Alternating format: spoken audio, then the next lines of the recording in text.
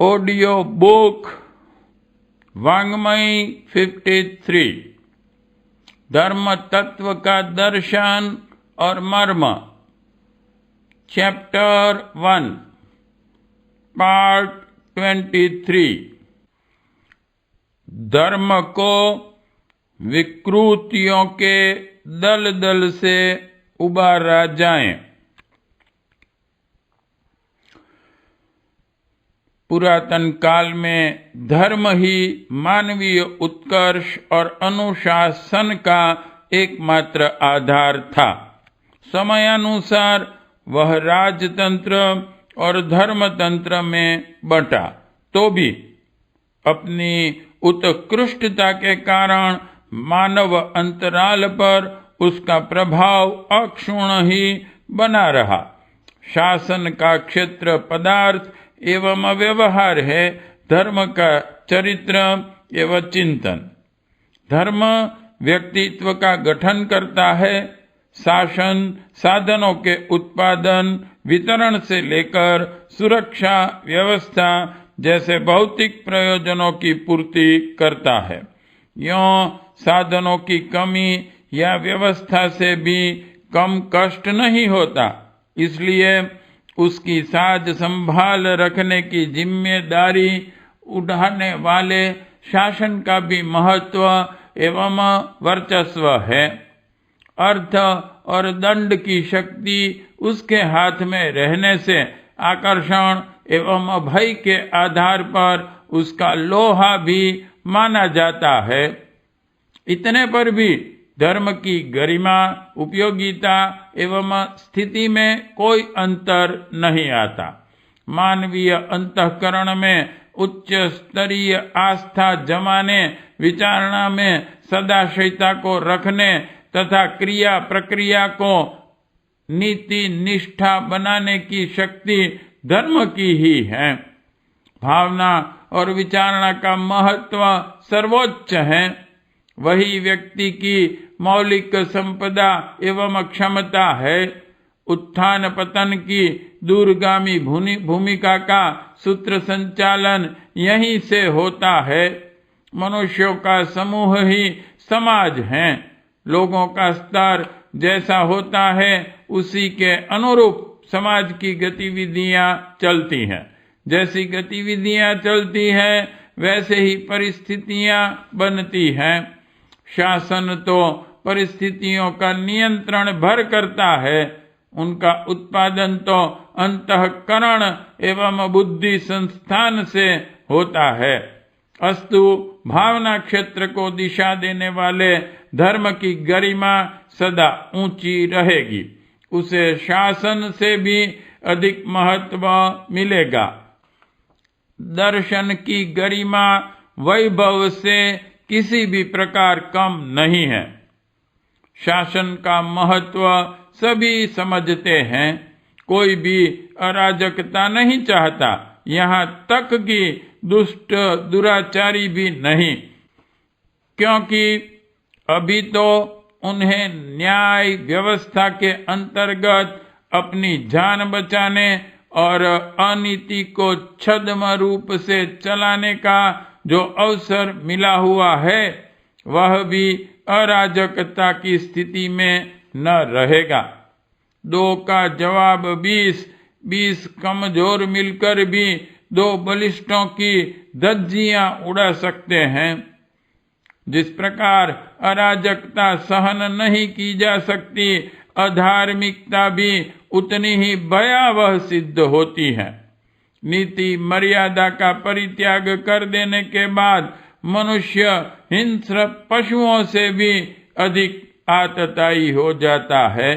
हिंस्र जंतु पेट भर जाने पर आक्रमण नहीं करते, पर मनुष्य तो दर्प के लिए भी असंख्यों को मटिया मेट करता रहता है। मध्यकालीन सामंतवाद का प्रत्येक रक्त रंजित पृष्ठ इसी की साक्षी देता है।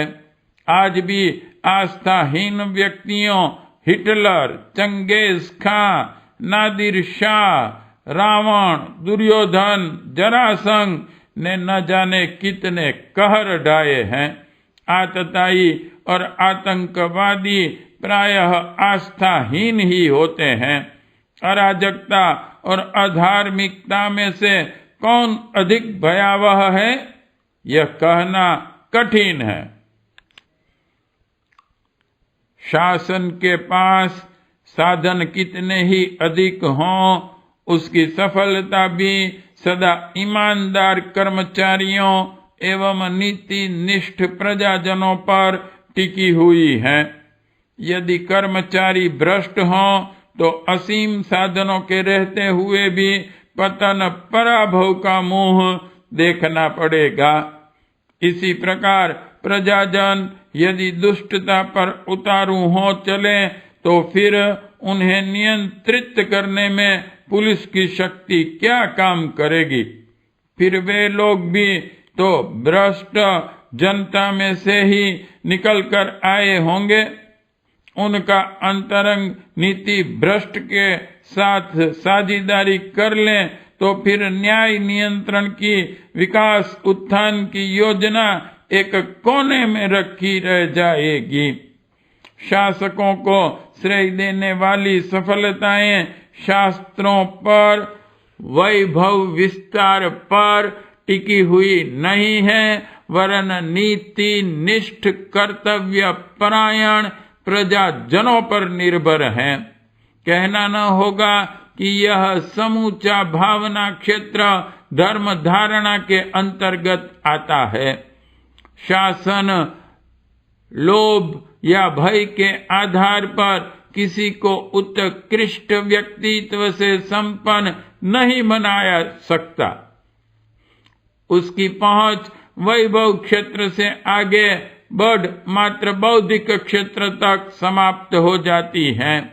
सरकारी प्रचार प्रोपेगेंडा के आधार पर प्रस्तुत समाचारों तक पर जब विश्वास नहीं किया जाता तो उनके द्वारा चिंतन की उत्कृष्टता और व्यवहार की आदर्शवादिता को लोक भावना में इतनी गहराई तक उतार देना किस प्रकार संभव होगा। जहाँ किसी भी भय प्रलोभन से मानवीय आदर्शवादिता को न गंवाने की व्रतशीलता अड़िंग चट्टान की तरह खड़ी रहे। धर्म धारणा जहाँ भी बलवती होगी वहाँ नैष्ठिक नागरिकता, अनुशासित सामाजिकता, चारित्रिक संयमशीलता, व्यावहारिक सज्जनता के वे सभी चिन्ह प्रकट होंगे जिन्हें मानवीय गरिमा के रूप में सुना समझा जाता रहा है। श्रेष्ठताओं का सामुच्य ही धर्म है। इसी की उपयोगिता जब जन जन ने देखी परखी थी तब उसे सर्वोच्च सम्मान प्रदान किया गया था। हर किसी को इस आप्त वचन पर दृढ़ विश्वास था कि धर्म की रक्षा करने से ही अपनी रक्षा होती है और मारने वाले को उलटकर मार डालता है। इसी तथ्य और सत्य पर अटूट विश्वास होने का कारण इस देश के नागरिक देवोपम कहे जाते थे। उनकी गणना 33 कोटि देवताओं में की जाती थी और जिस पर वे निवास करते थे वह धरती स्वर्गादपि गर्यसी गिनी जाती थी। कारण स्पष्ट है। उच्च स्तरीय दृष्टिकोण अपनाकर आदर्शवादी जीवन जीने वालों की गतिविधियां ऐसी ही हो जा सकती हैं जो अपने लिए तथा अन्य सभी के लिए समुचित मनस्थिति एवं परिस्थिति का चिरस्थायी निर्धारण कर सकें। ऐसा उत्कृष्ट वातावरण बनाना और व्यक्तित्व में प्रतिभा प्रखरता भर देना उसी तत्व दर्शन एवं अनुशासन का कार्य है जिसे धर्म कहते हैं। सद्भाव संवेदन, संस्कारवान चिंतन, व्यक्तित्व उन्नयन, समग्र प्रगति, अर्थ संतुलन जैसे व्यक्ति और समाज से संबंधित अनेकानेक क्षेत्रों पर धर्म धारणा का असाधारण प्रभाव देखा जा सकता है। उसके कारण इन सभी क्षेत्रों के समुन्नत बनने की संभावना सुनिश्चित बनती है। अधर्म को, अनौचित्य को अपनाने का परिणाम मात्र असंतोष, विग्रह और विनाश का ही वातावरण बनाता है। धर्म तत्व का एकमात्र स्वरूप सद्भावना, सज्जनता, सहकारिता, संयमशीलता, उदारता जैसे शालीनता समर्थक का सरंजाम जुटाता है। धर्म की इस गरिमा से मनुष्य जाति चिरकाल से परिचित और अभ्यस्त रही है। फलतः इस गए गुजरे जमाने में जबकि धर्म मात्र विडंबनाओं का अजायब घर बनकर रह गया है, उस प्राचीन गरिमा के प्रति अब भी अजस्त्र श्रद्धा जमी हुई है। लोग उसके लिए बहुत कुछ अनुदान प्रस्तुत करते रहे हैं। महामानवों की समाधियों पर मेले जुटते और फूल बरसते हैं। धर्म की मूल धारणा अस्त व्यस्त हो जाने के उपरांत भी उसके मजार पर जितनी श्रद्धा बरसती है, उसे देखकर अनुमान लगाया जा सकता है कि जब वह जीवंत रहा होगा तो कितनी बड़ी गौरव गरिमा का केंद्र रहा होगा। भारत को ही ले, यहाँ देवताओं का, तीर्थ यात्रा का, कर्म कांडों का, सोमवती अमावस्या से लेकर कुंभ जैसे छोटे बड़े पर्वों पर खर्चा जोड़ा जाए तो वह सरकार द्वारा वसूल किए जाने वाले राजस्व से कहीं अधिक बैठता है। जिसका धर्म ही आजीविका व्यवसाय है, ऐसे साधु बाबाओं की संख्या तक करीबन 60 लाख है, जो इस उद्योग पर पूर्णतया निर्भर नहीं है, आंशिक समय गंवाते और उपार्जन करते हैं। उन पंडा पुरोहितों की संख्या भी मोर देन 40 लाख तो माननी ही पड़ेगी। इन 1 करोड़ धर्मजीवियों का ठाट बाट और आडंबरों से भरा पूरा व्यय भार भावुक धर्म प्रेमियों को ही उठाना पड़ता है।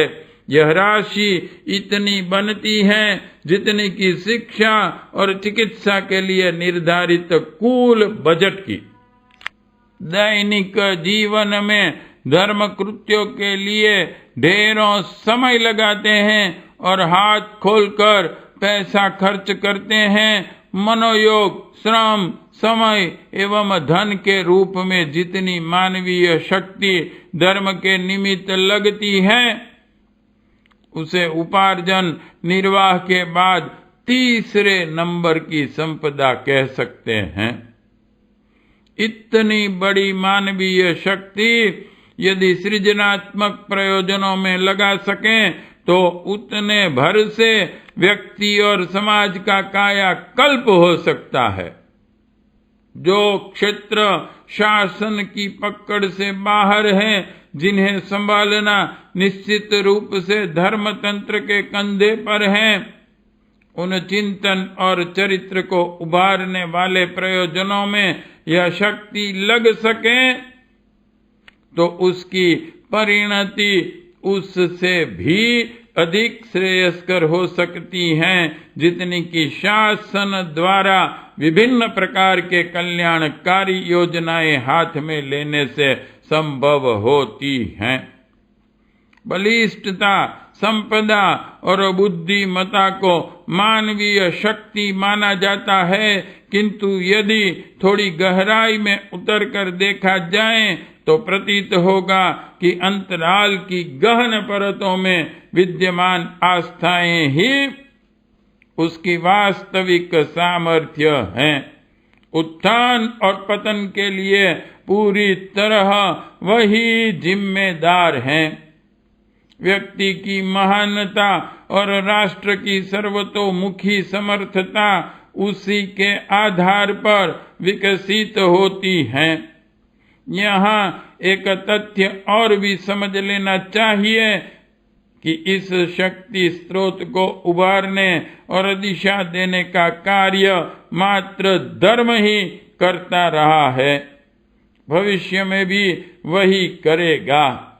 यहाँ धर्म तत्व से तात्पर्य आस्थाओं को उत्कृष्टता के साथ जोड़े रहने वाली उच्च स्तरीय अंतः प्रेरणा से है। आज के संप्रदायवाद को तो उसकी छाया या विकृति ही कह सकते हैं। शासन की विकृतियों को सुधारने के लिए जन आंदोलन उभरते रहते हैं। अर्थ संतुलन के लिए भी वैयक्तिक और सामूहिक पुरुषार्थ तत्पर देखा जाता है। निर्वाह, विनोद, सुविधा साधन, शिक्षा, चिकित्सा जैसे प्रसंगों से उत्साह और प्रयत्न संलग्न देखा जाता है। इसे दुर्भाग्य ही कहना चाहिए कि धर्म तत्व जैसे मानवीय गरिमा के मेरुदंड को इस बुरी तरह उपेक्षित एवं विकृत स्थिति में रहने दिया जा रहा है, जिसमें वह जनसाधारण में भ्रांतियां उत्पन्न करने और निहित स्वार्थों का निमित्त भर रहने के अतिरिक्त और कुछ कर ही न सकें। अराजकता सहन नहीं की जा सकती। दुर्भिक्ष, महामारी, दुर्घटना जैसी आपत्तियों से जूझने के लिए पुरुषार्थ उभरता है। फिर क्या कारण है कि धर्म रूपी अमृत को विष की भूमिका बनने के निमित्त विकृतियों के गर्त में गिराया या गिरा रहने दिया जाए।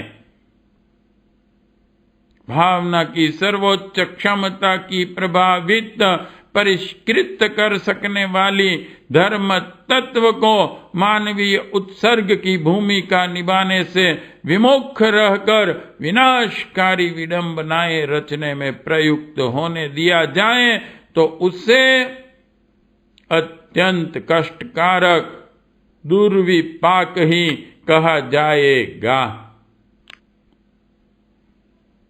आवश्यकता इस बात की है कि स्थिति का पुनर्निरीक्षण किया जाए, भ्रांतियों का कुहासा हटाया जाए और धर्म की मूल स्वरूप की उपयोगिता और उसके नाम पर चल रही प्रतिगामिता जन्य विभीषिका से सर्वसाधारण को अवगत कराया जाए। धर्म और संप्रदाय के बीच क्या संबंध और अंतर है, इसे समझने का अवसर मिलना चाहिए। आज तो गूढ़ गोबर एक हो रहा है, असली के स्थान पर नकली की पूजा प्रतिष्ठा है। संप्रदाय के नाम पर लोग झगड़ते हैं। परंपराओं के समर्थन में औचित्य और न्याय दोनों को पददलित किया जाता है। स्थिति इतनी गंभीर है कि कुरीतियों और मूढ़ मान्यताओं का विरोध करने वाले तक उन्हीं अंध परंपराओं से चिपके देखे जाते हैं। विवेक कितना दुर्लभ और प्रचलन कितना समर्थ है, इस दुर्भाग्य भरी स्थिति को देखकर हतभ्रत रह जाना पड़ता है।